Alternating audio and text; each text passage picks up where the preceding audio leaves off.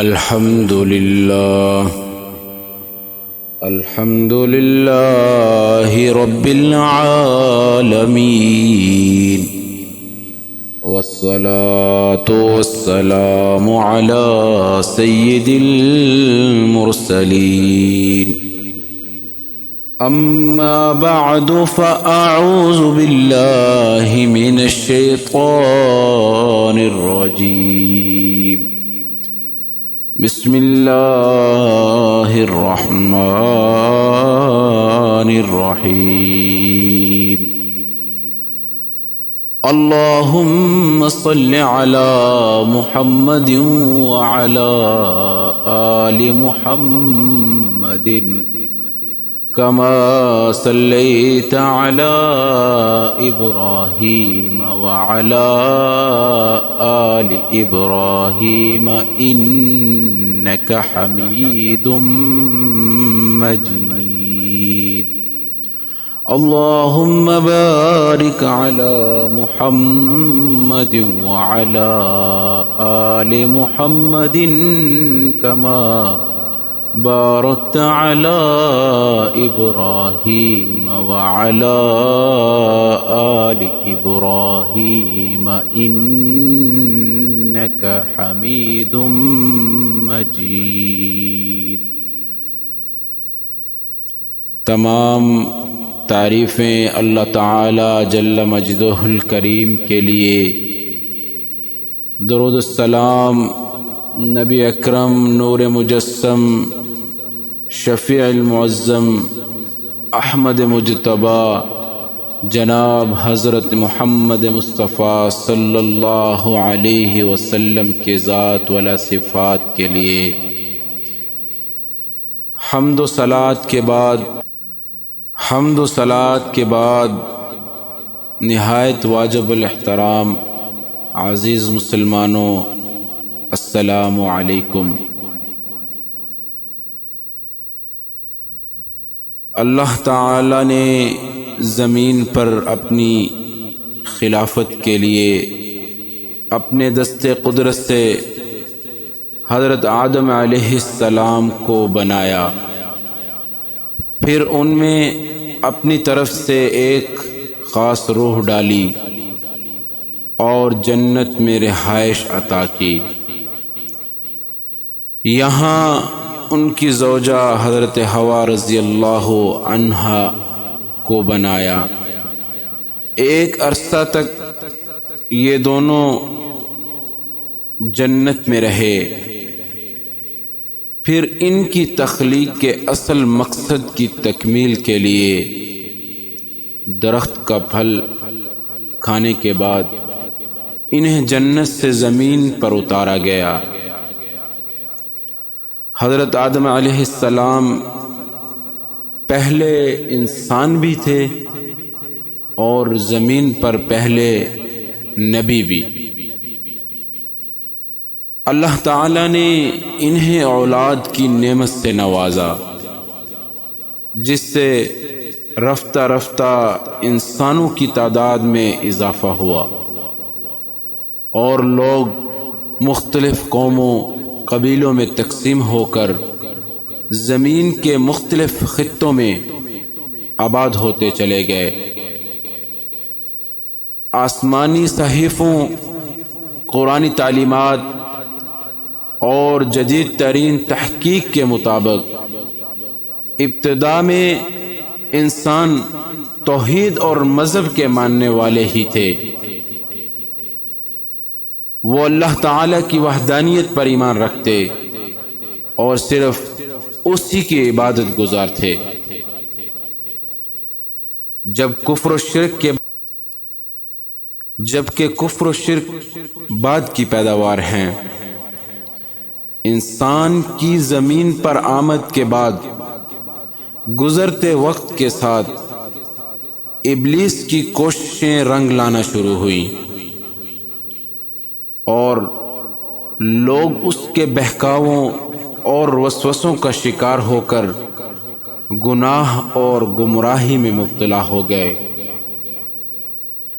یہاں تک کہ خالق حقیقی معبود برحق کی بندگی چھوڑ دی اور اپنے ہی ہاتھوں سے تراشے بتوں کو خدا کا شریک اور اپنا معبود ٹھہرا لیا۔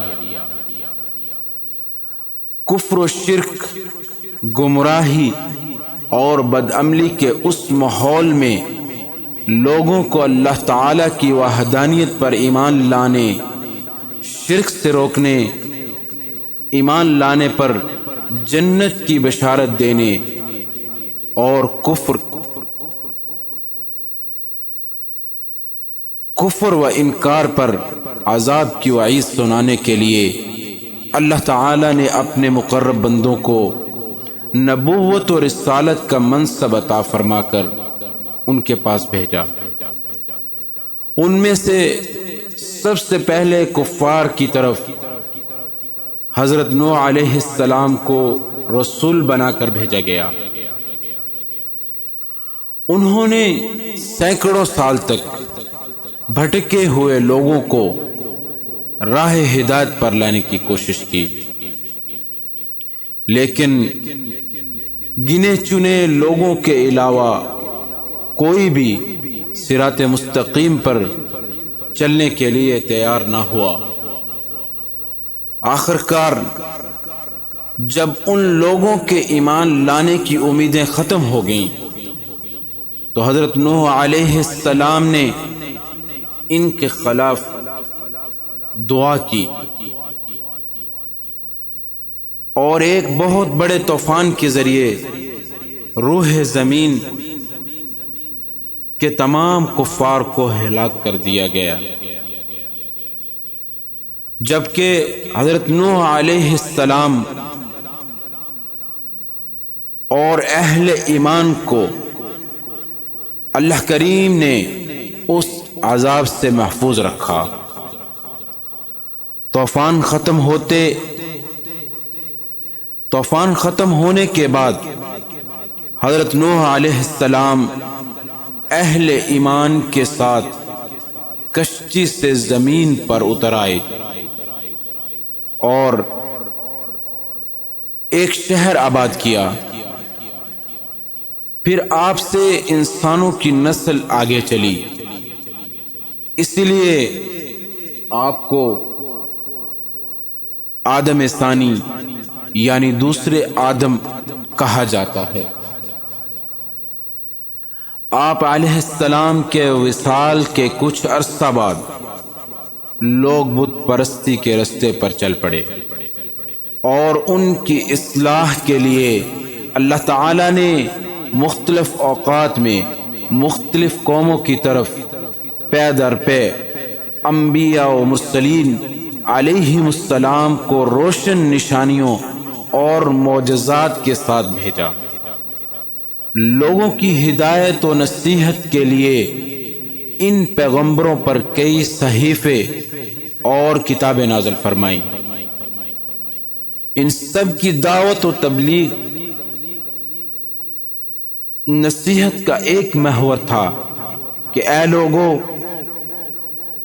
واحد اور حقیقی خدا پر ایمان لاؤ، کسی کو اس کا شریک نہ ٹھہراؤ، اس کے سامنے اپنی جبین نیاز جھکاؤ، اسی کی بارگاہ بے نیاز میں سجدہ ریز ہو، اس کے بھیجے ہوئے نبیوں اور رسولوں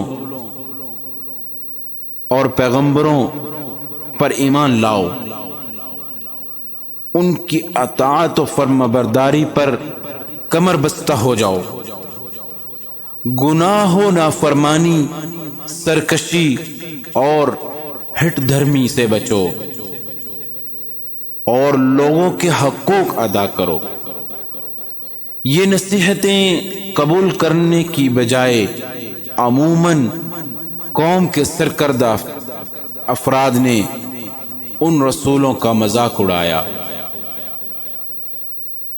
ان پر طعن و طنز کیے، انہیں اپنے جیسا بشر قرار دے کر اطاعت سے منہ موڑا، غریب لوگوں پر اپنا اثر و رسوخ استعمال کر کے انہیں ایمان لانے سے روکا، بلکہ بہت سے نبیوں کو شہید کر دیا، اور ان اقوام کی بے باکی کا یہ عالم تھا کہ عذاب الہی کی وعیدیں سن کر ڈرنے کی بجائے الٹا نزول عذاب کا مطالبہ کر دیتے۔ آخر کار ان کی سرکشی اپنے انجام کو پہنچی اور بہت سی قومیں مختلف عذابوں سے ہلاک کر دی گئیں۔ انبیاء علیہم السلام کائنات کی عظیم ترین ہستیاں اور انسانوں میں ہیروں موتیوں کی طرح جگمگاتی شخصیات ہیں، جنہیں خدا نے وحی کے نور سے روشنی بخشی، حکمتوں کے سرچشمے ان کے دلوں میں جاری فرمائے اور سیرت و کردار کی وہ بلندیاں عطا فرمائیں جن کی تابانی سے مخلوق کی آنکھیں خیر ہو جاتی۔ ان کی ربانی سیرتوں، راہ خدا میں کاوشوں اور خدائی پیغام پہنچانے میں اٹھائی گئی مشقتوں میں تمام انسانیت کے لیے عظمت، شوکت، کردار، ہمت، حوصلے اور استقامت کا عظیم درس موجود ہے۔ ان کی سیرت کا مطالعہ آنکھوں کو روشنی، روح کو قوت، دلوں کو ہمت، عقل کو نور، سوچ کو وسعت، کردار کو حسن، زندگی کو معنویت، بندوں کو نیاز اور قوموں کو عروج بخشتا ہے۔ نبی اور رسول صلی اللہ علیہ وسلم کی تعریف۔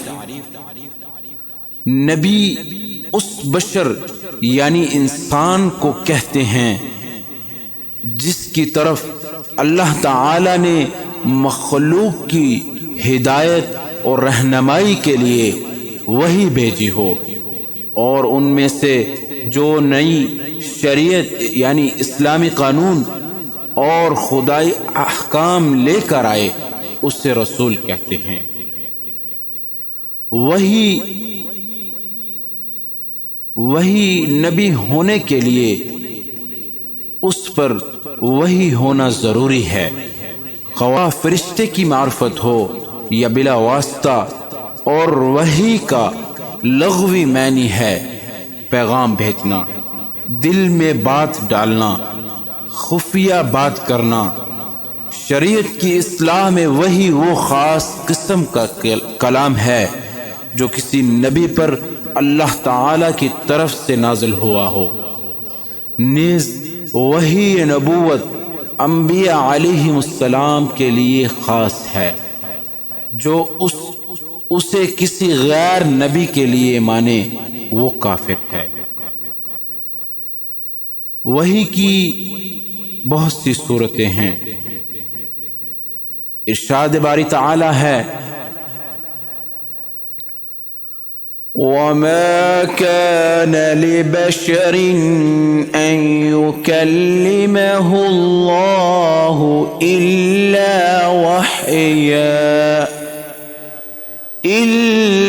وَحْيًا أَوْ مِن وَرَاءِ حِجَابٍ أَوْ يُرْسِلَ رَسُولًا فَيُوحِيَ بِإِذْنِهِ مَا يَشَاءُ إِنَّهُ عَلِيٌّ حَكِيمٌ۔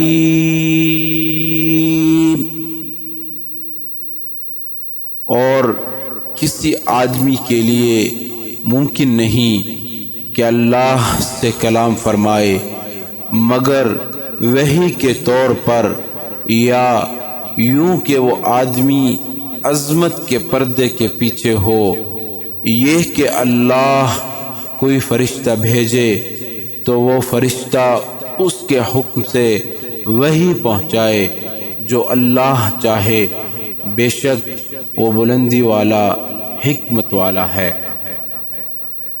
آیت کا خلاصہ یہ ہے کہ دنیا میں کسی آدمی کے لیے ممکن نہیں کہ اللہ تعالی سے کلام فرمائے، البتہ 3 صورتیں ایسی ہیں۔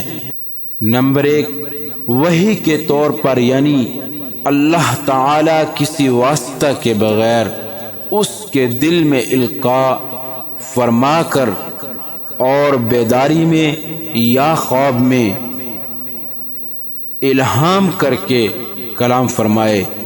اس صورت میں وحی کا پہنچنا فرشتے اور سماعت کے واسطے کے بغیر ہے، اور آیت میں الا وحیًا سے یہی مراد ہے۔ نیز اس میں یہ قید بھی نہیں ہے کہ اس حال میں جس کی طرف وحی کی گئی ہو وہ کلام فرمانے والے کو دیکھتا ہو یا نہ دیکھتا ہو۔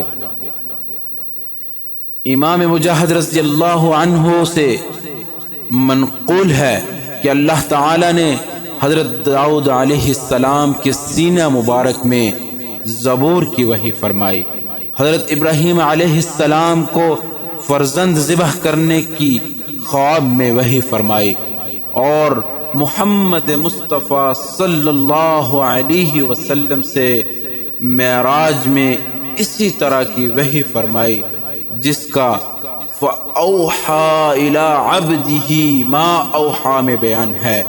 یہ سب اسی قسم میں داخل ہیں۔ انبیاء کرام علیہ السلام کے خواب حق ہوتے ہیں، جیسا کہ حدیث شریف میں ہے، انبیاء کرام علیہ السلام کے خواب وہی ہیں۔ اور دوسرا طریقہ، وہ آدمی عظمت کے پردے کے پیچھے ہو، یعنی رسول پس پردہ اللہ تعالی کا کلام سنے۔ وحی کے اس طریقے میں بھی کوئی واسطہ نہیں، لیکن سننے والے کو اس حال میں کلام فرمانے والے کا دیدار نہیں ہوتا۔ حضرت موسیٰ علیہ السلام اسی طرح کے کلام سے مشرف فرمائے گئے۔ یہاں یہ مسئلہ یاد رکھیں کہ اللہ تعالی اس سے پاک ہے کہ اس کے لیے کوئی ایسا پردہ ہو جیسا جسم اور جسمانی چیزوں کے لیے ہوتا ہے۔ آیت میں مذکورہ پردہ سے مراد سننے والے کا دنیا میں دیدار نہ کر سکنا ہے۔ اور تیسرا طریقہ، اللہ تعالی کوئی فرشتہ بھیجے تو وہ فرشتہ اللہ تعالی کے حکم سے وحی پہنچائے۔ وحی کے اس طریقے میں رسول اللہ کی طرف وحی پہنچنے میں فرشتے کا واسطہ ہے۔ انبیاء مرسلین علیہ السلام کی تعداد سے متعلق روایات مختلف ہیں، اس لیے ان کی صحیح تعداد اللہ تعالی ہی بہتر جانتا ہے۔ ہمارے لیے حکم یہ ہے کہ ہم ان کی کوئی تعداد معین نہ کریں، کیونکہ معین تعداد پر ایمان لانے میں کسی نبی کی نبوت کا انکار ہونے یا کسی غیر نبی کو مان لینے کا احتمال موجود ہے۔ یہ دونوں باتیں بذات خود کفر ہیں۔ یوں تو حضرت آدم علیہ السلام سے لے کر آخری نبی خاتم النبیین ہمارے پیارے آقا حضرت محمد مصطفیٰ صلی اللہ علیہ وسلم تک بہت سے انبیاء علیہم السلام تشریف لائے، البتہ ان میں سے 27 کا ذکر صراحت کے ساتھ قرآن مجید میں موجود ہے۔ نمبر 1، حضرت آدم علیہ السلام، حضرت نوح علیہ السلام، حضرت ابراہیم علیہ السلام، حضرت اسماعیل علیہ السلام، حضرت اسحاق علیہ السلام، حضرت یعقوب علیہ السلام، حضرت یوسف علیہ السلام، حضرت موسیٰ علیہ السلام، حضرت ہارون علیہ السلام، حضرت خضر علیہ السلام کے راجح قول کے مطابق یہ بھی نبی ہیں۔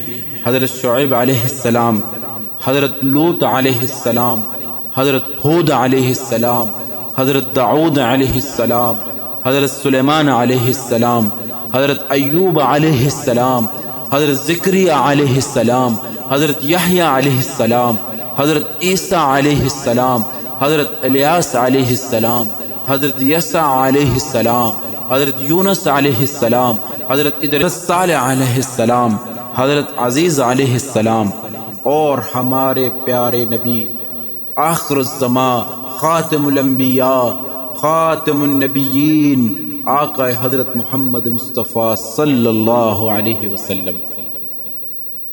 ان کے علاوہ تورات میں حضرت شیش علیہ السلام، حضرت یوشع علیہ السلام، حضرت شموئیل علیہ السلام، حضرت ارمیہ علیہ السلام، حضرت شعیع علیہ السلام کے مبارک نام بھی مذکور ہیں۔ اس لیے انبیاء کرام علیہ السلام کی تعداد کو متعین کرنا ہمارے لیے بہت مشکل ہے۔ نبی کے دعوی نبوت میں سچے ہونے کی ایک دلیل یہ ہے کہ وہ اپنی سچائی کا اعلانیہ دعویٰ فرما کر ایسے امور ظاہر کرنے کا ذمہ لیتے ہیں جو عادتاً محال ہوں۔ منکروں کو اس جیسے امور ظاہر کرنے کی دعوت دیتے ہیں۔ اللہ تعالیٰ ان کے دعوے کے مطابق محال عادی امر ظاہر فرما دیتا ہے، اور منکرین سب اسے ظاہر کرنے سے عاجز رہتے ہیں۔ اسی کو معجزہ کہتے ہیں۔ یاد رہے کہ یہ بات یقینی، قطعی اور حتمی ہے کہ حضور اکرم صلی اللہ علیہ وآلہ وسلم کی تشریف آوری کے بعد اب کوئی نیا نبی ہرگز نہیں ہو سکتا۔ آپ صلی اللہ علیہ وسلم خاتم النبیین ہیں، لہذا اب اگر کوئی نبوت کا دعویٰ کرے تو وہ یقیناً جھوٹا ہے۔ ایسے شخص سے معجزہ دکھانے کا مطالبہ کرنے سے گریز کیا جائے۔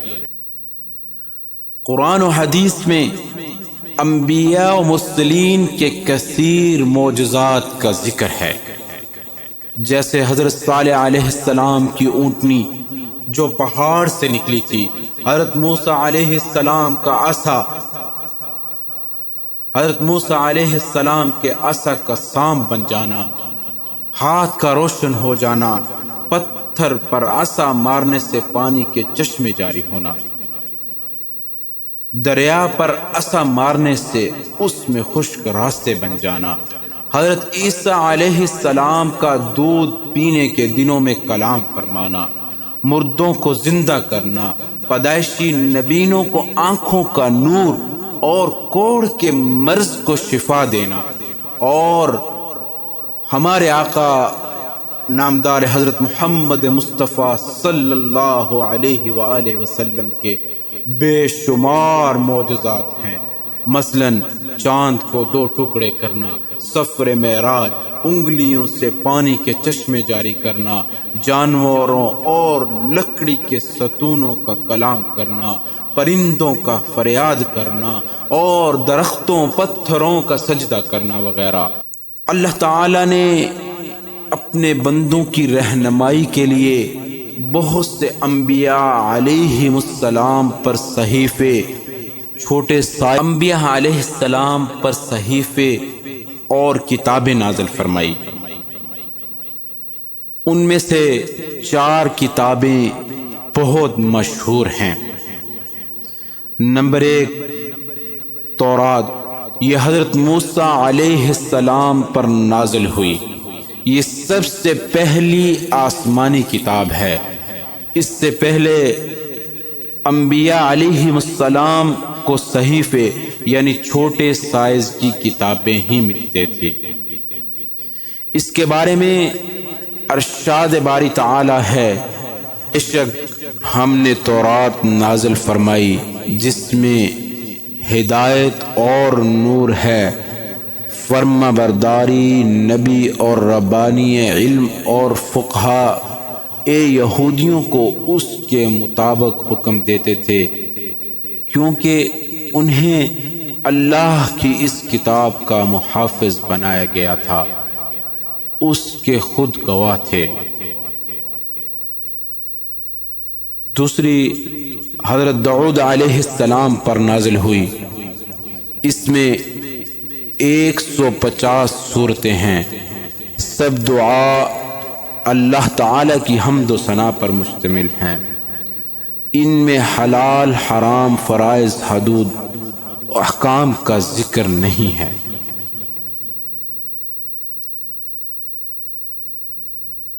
اور تیسری کتاب انجیل، یہ حضرت عیسیٰ علیہ السلام پر نازل ہوئی۔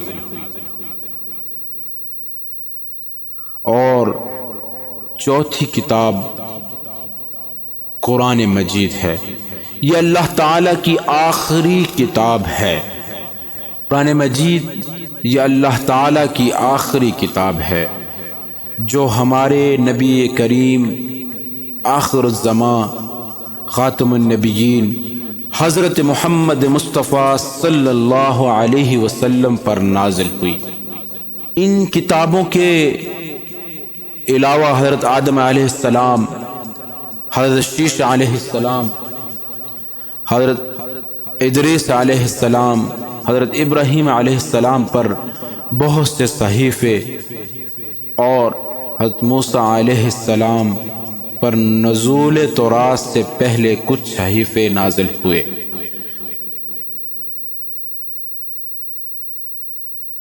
تمام آسمانی کتابوں میں سب سے افضل قرآن مجید ہے۔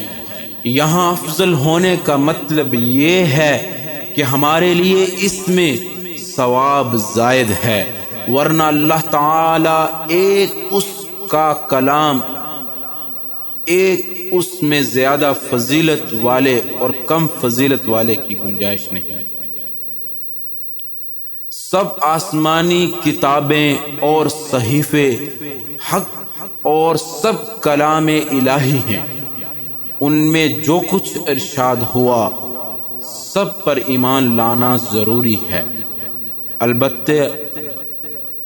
البتہ ایک اہم بات ذہن نشین رہے کہ اگلی کتابوں کی حفاظت اللہ تعالی نے امت کے سپرد کی تھی، ان سے ان کی حفاظت نہ ہو سکی، اور کلام الہی جیسا اترا تھا ان کے ہاتھوں میں ویسا باقی نہ رہا، بلکہ ان کے شریروں نے تو یہ کیا کہ ان میں تحریفیں کر دی، یعنی اپنی خواہش کے مطابق کمی بیشی کر دی۔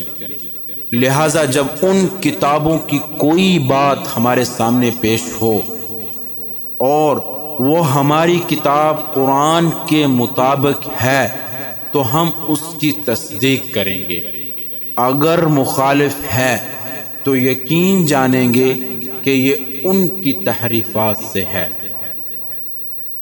اگر موافقت مخالفت کچھ معلوم نہیں تو حکم ہے کہ ہم اس بات کی نہ تصدیق کریں نہ انکار کریں، بلکہ یوں کہیں اللہ تعالی، اس کے فرشتوں، اس کی کتابوں اور اس کے رسولوں پر ہمارا ایمان ہے۔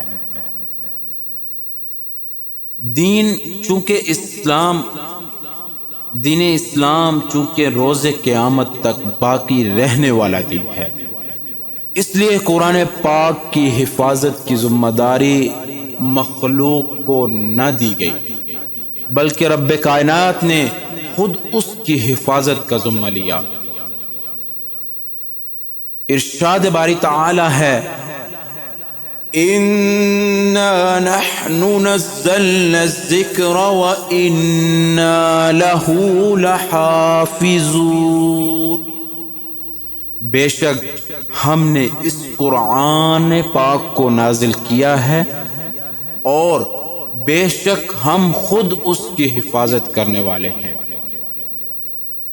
لہذا اس میں کسی حرف یا نقطہ کی کمی بیشی محال ہے، اگرچہ ساری دنیا اس کو بدلنے پر جمع ہو جائے تو جو یہ کہے کہ اس میں سے کچھ پارے یا کچھ صورتیں یا کچھ آیتیں بلکہ ایک حرف بھی کسی نے کم کر دیا یا بڑھا دیا یا بدل دیا، وہ قطعاً کافر ہے کہ اس کے مذکورہ بالا آیات قرآن کا انکار کر دیا۔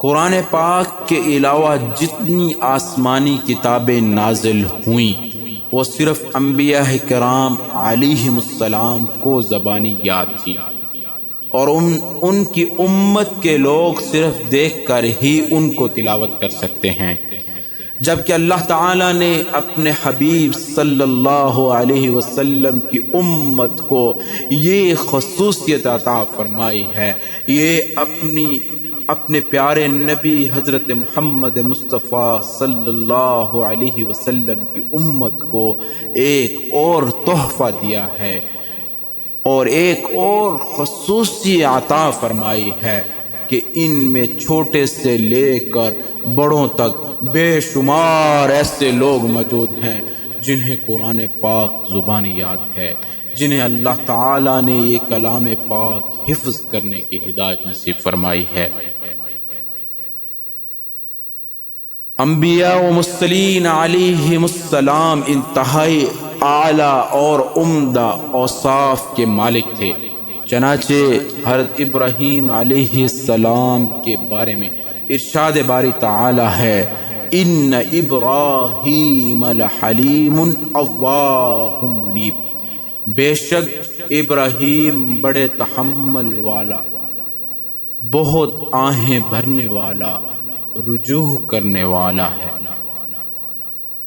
حضرت اسماعیل علیہ السلام کے بارے میں فرمایا، وَاذْكُرْ فِي الْكِتَابِ إِسْمَاعِيلَ إِنَّهُ كَانَ صَادِقَ الْوَعْدِ وَكَانَ رَسُولًا نَبِيًّا وَكَانَ يَأْمُرُ أَهْلَهُ بِالصَّلَاةِ وَالزَّكَاةِ وَكَانَ عِندَ رَبِّهِ مَرْضِيًّا۔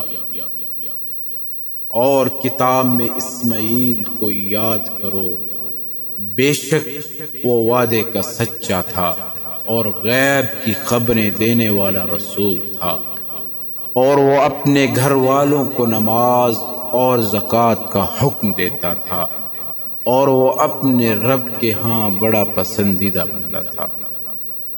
حضرت عیسیٰ علیہ السلام کے بارے میں، قال انی عبد اللہ آتنی الکتاب وجعلنی نبیا وجعلنی مبارکا اینما کنت وأوصانی بالصلاة والزکاة ما دمت حیا وبرا بوالدتی ولم یجعلنی جبارا شقیا۔ بے شک میں اللہ کا بندہ ہوں، اس نے مجھے کتاب دی اور مجھے نبی بنایا، اور اس نے مجھے مبارک بنایا، خواہ میں کہیں بھی ہوں۔ اس نے مجھے نماز اور زکوٰۃ کی تاکید فرمائی ہے جب تک میں زندہ رہوں، اور مجھے اپنی ماں سے اچھا سلوک کرنے والا بنایا، مجھے متکبر بد نصیب نہ بنایا۔ اور آخر میں اپنے حبیب صلی اللہ علیہ وآلہ وسلم کے بارے میں فرمایا، فَبِمَا رَحْمَةٍ مِّنَ اللَّهِ لِنْتَ لَهُمْ وَلَوْ كُنْتَ فَظًّا غَلِيظَ الْقَلْبِ لَانفَضُّوا مِنْ حَوْلِكَ فَاعْفُ عَنْهُمْ وَاسْتَغْفِرْ لَهُمْ وَشَاوِرْهُمْ فِي الْأَمْرِ فَإِذَا عَزَمْتَ فَتَوَكَّلْ عَلَى اللَّهِ إِنَّ اللَّهَ يُحِبُّ الْمُتَوَكِّلِينَ۔ اے حبیب، اللہ کی کتنی بڑی مہربانی ہے کہ آپ ان کے لیے نرم دل ہیں، اور اگر آپ ترش مزاج سخت دل ہوتے تو یہ لوگ ضرور آپ کے پاس سے بھاگ جاتے۔ تو آپ ان کو معاف فرماتے رہو، ان کی مغفرت کی دعا کرتے رہو، اور کاموں میں ان سے مشورہ لیتے رہو، اور جب کسی بات کا پختہ ارادہ کر لو تو اللہ پر بھروسہ کرو، بے شک اللہ توکل کرنے والوں سے محبت فرماتا ہے۔ بے شک اللہ نے ایمان والوں پر بڑا احسان فرمایا جب ان میں ایک رسول مبعوث فرمایا جو انہی میں سے ہے، وہ ان کے سامنے اللہ کی آیتیں تلاوت فرماتا ہے، انہیں پاک کرتا ہے، انہیں کتاب اور حکمت کی تعلیم دیتا ہے، اگرچہ یہ لوگ اس سے پہلے یقیناً کھلی گمراہی میں پڑے ہوئے تھے۔ اور جو اس رسول کی اتباع کریں جو غیب کی خبریں دینے والے ہیں، جو کسی سے پڑھے ہوئے نہیں ہیں، جسے یہ اہل کتاب اپنے پاس تورات اور انجیل میں لکھا ہوا پاتے ہیں، وہ انہیں نیکی کا حکم دیتے ہیں، انہیں برائی سے منع کرتے ہیں، ان کے لیے پاکیزہ چیزیں حلال فرماتے ہیں، گندی چیزیں ان پر حرام کرتے ہیں، ان کے اوپر سے وہ بوجھ اور قیدیں اتارتے ہیں جو ان پر تھیں، تو وہ لوگ جو اس نبی پر ایمان لائیں اور اس کی تعظیم کریں اور اس کی مدد کریں اور اس نور کی پیروی کریں جو اس کے ساتھ نازل کیا گیا، تو وہی لوگ فلاح پانے والے ہیں۔ انبیاء علیہ السلام اور عام انسانوں میں فرق ہے، ان میں زمین اور آسمان کا فرق ہے۔ نبی اور رسول خدا کے خاص اور معصوم بندے ہوتے ہیں، ان کی نگرانی اور تربیت خود اللہ تعالی فرماتا ہے، صغیرہ و کبیرہ گناہوں سے بالکل پاک ہوتے ہیں، عالی نسب عالی حسب یعنی بلند سلسلہ خاندان، انسانیت کے اعلیٰ مرتبے پر پہنچے ہوئے، خوبصورت، نیک سیرت، عبادت گزار، پرہیز گزار، تمام اخلاق حسنہ سے آراستہ اور ہر قسم کی برائی سے دور رہنے والے ہوتے ہیں۔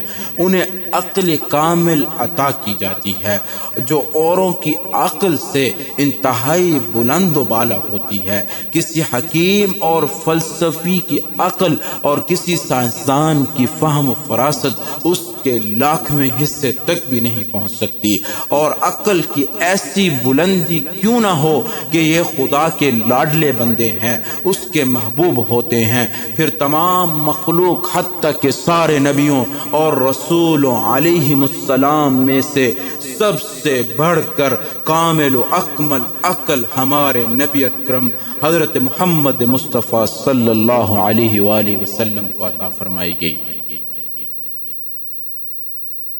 انبیاء و مرسلین علیہم السلام کی تشریف آوری کا ایک بنیادی مقصد ہی غیب کی خبر دینا ہے، جیسے آخروی حساب کتاب، جنت و دوزخ، ثواب عذاب، حشر نشر اور فرشتے وغیرہ سب غیب ہی کی خبریں ہیں جو خدا کی عطا کرتا ہیں۔ ارشاد باری تعالی ہے، اے عام لوگو، اللہ تمہیں غیب پر مطلع نہیں کرتا، البتہ اللہ اپنے رسولوں کو منتخب فرما لیتا ہے جنہیں پسند فرماتا ہے، جبکہ اللہ تعالی کا اپنا علم ذاتی ہے جس کی کوئی حد نہیں، اور یہ ہمیشہ ہے۔ اللہ وحدہ لا شریک ہے، اور ہمارے نبی اکرم حضرت محمد مصطفیٰ صلی اللہ علیہ وسلم خاتم الانبیاء ہیں، ختم نبوت ہیں۔ آپ صلی اللہ علیہ وآلہ وسلم کے بعد اس دنیا میں کوئی نبی نہیں آیا۔ ما كان محمد ابا احد من رجالكم ولكن رسول الله وخاتم النبيين وكان الله بكل شيء عليما۔ سید دو عالم صلی اللہ علیہ وآلہ وسلم کے آخری نبی ہونے کے بارے میں ارشاد اللہ تعالی فرماتا ہے، محمد تمہارے مردوں میں سے کسی کے باپ نہیں ہیں لیکن اللہ کے رسول ہیں، سب نبیوں کے آخر میں تشریف لانے والے ہیں اور اللہ سب کچھ جاننے والا ہے۔ صحیح بخاری شریف میں ہے، حضور اقدس صلی اللہ علیہ وآلہ وسلم نے ارشاد فرمایا، بنی اسرائیل میں انبیاء کرام علیہم السلام حکومت کیا کرتے تھے۔ جب ایک نبی کا وصال ہوتا تو دوسرا نبی ان کا خلیفہ ہوتا، لیکن یاد رکھو میرے بعد ہرگز کوئی نبی نہیں ہے۔ ہاں ان قریب خلفاء ہوں گے، کثرت سے ہوں گے، لیکن نبی کوئی نہیں ہے۔ مسلم شریف میں رسول اللہ صلی اللہ علیہ وسلم نے ارشاد فرمایا، میری مثال اور مجھ سے پہلے انبیاء علیہم السلام کی مثال اس شخص کی طرح ہے جس نے بہت حسین و جمیل ایک گھر بنایا، مگر اس کے ایک کونے میں ایک اینٹ کی جگہ چھوڑ دی۔ لوگ اس کے گرد گھومنے لگے، تعجب سے یہ کہنے لگے، اس نے یہ اینٹ کیوں نہ رکھی؟ پھر آپ صلی اللہ علیہ وسلم نے ارشاد فرمایا، قصر نبوت کی وہ اینٹ میں ہوں اور میں خاتم النبیین ہوں۔ اللہ تعالیٰ سے دعا ہے اللہ تعالیٰ ہمیں قرآن و سنت پر عمل کرنے کی توفیق عطا فرمائے، اور اللہ تعالیٰ ہمیں خاتم النبیین حضرت محمد مصطفیٰ صلی اللہ علیہ وآلہ وسلم کے بتائے ہوئے طریقوں کے مطابق زندگی گزارنے کی ہدایت نصیب فرمائے، اور اللہ تعالی ہمیں ایمان کامل کی دولت نصیب فرمائے۔ اللہ تعالی ہمارا خاتمہ بالایمان فرمائے۔ وآخر دعوانا ان الحمد للہ رب العالمین۔